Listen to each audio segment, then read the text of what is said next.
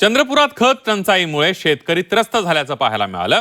आधार link करूनही खत साठा नसल्याची ओरड होती आहे। सरकारने दखल देण्याची शेतकऱ्यांची मागणी आहे। खत टंचाईमुळे खरीप हंगामाच्या पेरणीवर संकट निर्माण झालेलं आहे।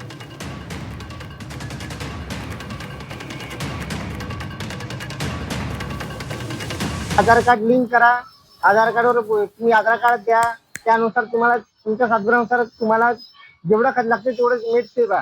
पण ते आतापर्यंत अजून मिळालेले नाही। तर त्याच्यामध्ये आम्ही काय करायचं, शेती कशी करायची बा? कारण शेतीचा आता सीझन चालू झाला आहे, पाऊस येईल तर आम्हाला शेतीमध्ये खत कसं न्यायचं, त्यामुळे प्रॉब्लेम आला आहे।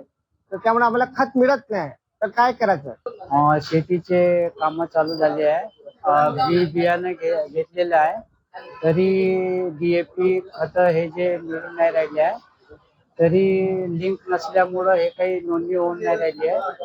त्याच्यामुळं हे खत भेटून नाही राहिले।